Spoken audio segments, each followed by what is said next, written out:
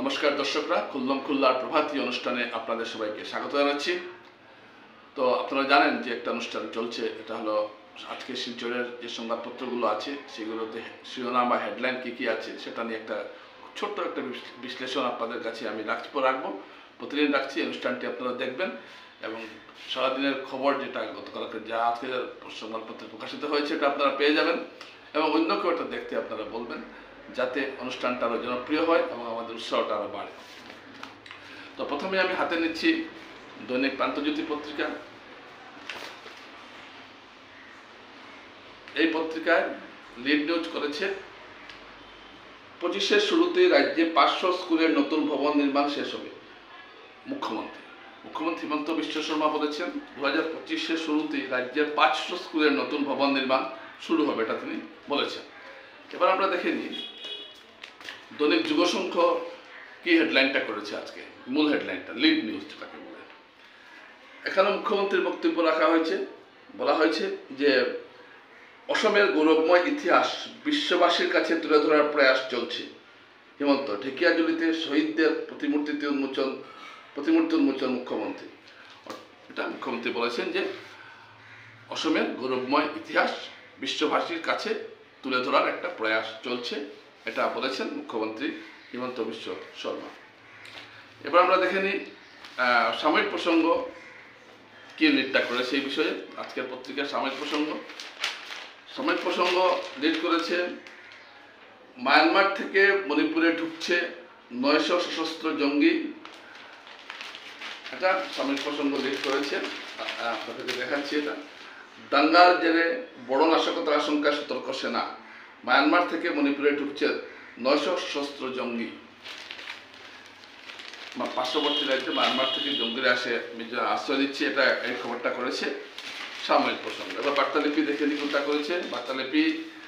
বার্তালিপি দিয়েছে লিডটা হলো যে নিযুক্তি পরীক্ষায় বিমানবন্দর ধাঁচে তল্লাশি মহিলাদের, মুখ্যমন্ত্রী উভয় পদে উত্তীর্ণ প্রার্থীদের বেশি বেতনের চাকরিতে নিযুক্তি। এটা একটা খবর।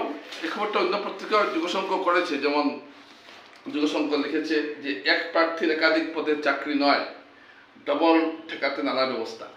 এই যে নিযুক্তি পরীক্ষাটা হয়েছে তৃতীয় এবং চতুর্থ শ্রেণী, দেখা গেছে অনেক প্রার্থী দুটোতেই গত বছর যোগ্যতা অর্জন করেছিলেন, সেক্ষেত্রে একটা সমস্যা দেখা দেয়। তো এবার মুখ্যমন্ত্রী বলেছেন যদি দুটো পরীক্ষায় যদি একজন উত্তীর্ণ হন তাহলে যেটার বেতন বেশি সেটাতে তিনি নিযুক্তি পাবেন, দুটোতে তিনি নিযুক্তি পাবেন না। এটা মুখ্যমন্ত্রী জানিয়ে দিয়েছেন।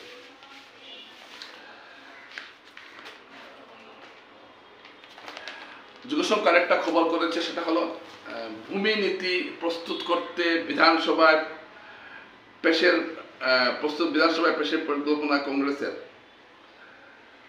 এটা হলো বিজেপি সরকারের ভূমি নীতিতে আস্থা নেই কংগ্রেসের। বিজেপি সরকারের যে ভূমি নীতি সেটাতে কংগ্রেসের আস্থা নেই, তারা একটা ভূমি নীতি প্রস্তুত করে বিধানসভায় পেশ করবেন, তারা বিরোধী দল হলেও এটা পেশ করবেন। তারপর যুগসংঘ একটা লিখেছে, সেটা হলো হিংসা বন্ধ করে আলোচনায় বসতে সশস্ত্র গোষ্ঠীকে আহ্বান। সব ধরনের হিংসা বন্ধ করে বিভিন্ন সশস্ত্র সংগঠন রয়েছে, তাদেরকে আলোচনার আহ্বান জানিয়েছেন মুখ্যমন্ত্রী হিমন্ত বিশ্ব শর্মা।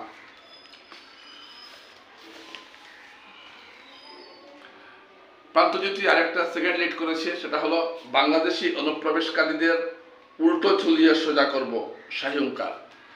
স্বরাষ্ট্রমন্ত্রী অমিত শাহ বলেছেন যে বাংলাদেশি অনুপ্রবেশকারীদের উল্টো ঝুলিয়ে সোজা করব, উল্টো দিকে ঝুলিয়ে উনি সোজা করবেন, একটা দিয়েছেন, হুঙ্কার দিয়েছেন মুখ্যমন্ত্রী হিমন্ত বিশ্ব শর্মা বলেছেন। এটা প্রান্তজ্যোতি নিউজ করেছে।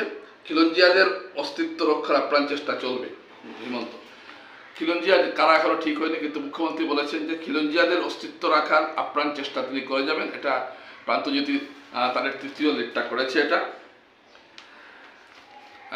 আপনারা জানেন যে গতকাল কাছাড়ের নতুন জেলা শাসক মৃদুল যাদব সাংবাদিকদের সঙ্গে একটা বৈঠক করেছেন। এ সম্পর্কে পত্রপত্রিকায় খবর বেরিয়েছে।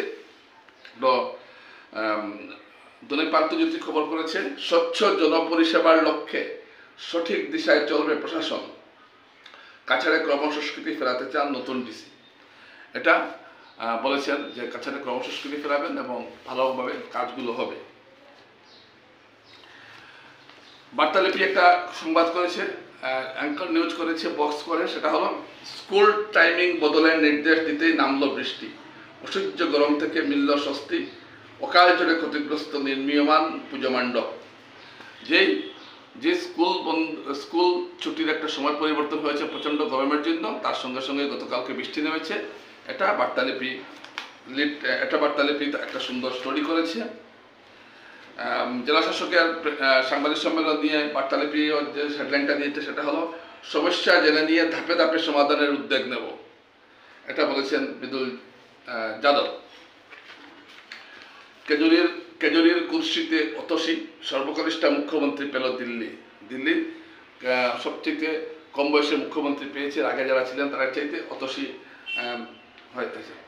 এবার একটা খবর যেটা বার্তালিপি দিচ্ছে সেটা হলো পুজোর উপহার নিষেধাজ্ঞা প্রত্যাহার করে ভারতে ইলিশ পাঠাচ্ছে বাংলাদেশের সরকার পরিবর্তনের পর ইলিশ মাছ রপ্তানি বন্ধ করে দিয়েছিল। এখন পুজোর আগে বাংলাদেশ থেকে ভারত ইলিশ মাছ পাঠানো হবে, এটা ঘোষণা করা হয়েছে। তো এখানে আমরা আরেকটা সংবাদ করেছে সাময়িক প্রসঙ্গ, সেটা হলো সাম্মানিক ডক্টরেট কবীন্দ্রপুর কায়েস্তের নাম ভুল লিখে বিপাকে বিশ্ববিদ্যালয়। বর্ষিয়ান নেতা কবীন্দ্রপুর কায়েস্তকে ডক্টরেট দেওয়া হয়েছিল আসাম বিশ্ববিদ্যালয়ের পক্ষ থেকে। সেখানে পুরকায়েস্ত বানানটা ভুল ছিল, PURKY হওয়ার কথা ছিল, PUKR নেই। এ নিয়ে একটা অস্বস্তিতে পড়েছে আসাম বিশ্ববিদ্যালয়। তো এটা নিয়ে বেশ একটা চর্চা চলছে, সাময়িক প্রসঙ্গ লিড করেছে সাম্মানিক ডক্টরেট কবীন্দ্রপুর কায়েস্তের নাম ভুল লিখে বিপাকে বিশ্ববিদ্যালয়, এটা সাময়িক প্রসঙ্গ। কংগ্রেস একটা কথা বলেছে যে অসমিয়াদের স্বার্থ সুরক্ষিত হোক, বিদেশিরা যেন জমি কিনতে পারে না নিশ্চিত হোক, এটা বলেছে কংগ্রেস নেতা দ্রৌপদী শইকীয়া বলেছেন যে অসমে যাতে বিদেশিরা জমি জমা কিনতে না পারে, এটা এখন কংগ্রেসও বলছে। সাময়িক প্রসঙ্গ একটা নিউজ করেছে পুজোয় 3000 টন ইলিশ পাঠাচ্ছে ঢাকা। আরেকটা সংবাদ করেছে সাময়িক প্রসঙ্গের সাংবাদিক উত্তম কুমার সি সংবাদটা করেছেন ডিসির স্বাক্ষরিত বদলি নির্দেশ অনিয়ম। ডিসি অফিসে যে একটা বাবু কালচার চলছে, অর্থাৎ কিছু কেরানি দুর্নীতিগ্রস্ত কেরানি ডিসি অফিসে একটা সিন্ডিকেট তৈরি করেছে, এটাকে তুলে ধরেছেন সাংবাদিক উত্তম কুমার সি। আমরা এখানে দেখতে পাচ্ছি ডিসির স্বাক্ষরিত বদলির নির্দেশ অনিয়ম। জেলা শাসক বলেছেন পুজোর শহরের ট্রাফিক আইন শৃঙ্খলায় গুরুত্ব দেওয়া হবে। এ ধরনের কিছু সংবাদ আমরা দেখছি। আর কিছু ছোট ছোট সংবাদ আপনাদেরকে একটু শিরোনাম বলে দিচ্ছি।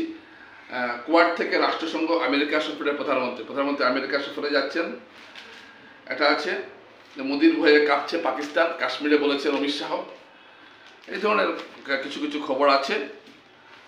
যুগসংখ্যাতে আমরা একটা খবর যুগসংখ্যা দিয়েছে, জাতীয় খবর, বেঙ্গালুরুতে শ্রদ্ধাকাণ্ডের ছায়া, ফ্রিজের ভেতরে তরুণীর 30 টুকরো দেহাংশ, একটি তরুণীকে কেটে 30 টুকরো করে ফ্রিজের ভিতরে রাখা হয়েছিল বেঙ্গালুরুরে। এই খবরটা দিয়েছে যুগসংখ্যা।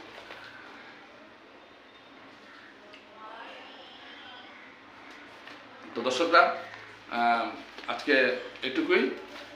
আগামীতে আরও একটু বিশ্লেষণ বর্ধিত করা হবে, কিন্তু আপনারা এই অনুষ্ঠানটা আরও বেশি করে দেখাটা উচিত, পরিশ্রম করে করা হচ্ছে, কিন্তু কম সংখ্যক দর্শকরা দেখছেন। আপনারা বেশি বেশি করে দেখবেন এবং আপনারা যারা দেখবেন তারা অবশ্যই শেয়ার করবেন ভিডিওটি, কারণ এটা একটা গুরুত্বপূর্ণ বিষয়। আপনাদের সকাল সকাল আপনাদের কাছে খবর পৌঁছে দেওয়া হচ্ছে, আপনাদের সহযোগিতা অবশ্যই কাম্য।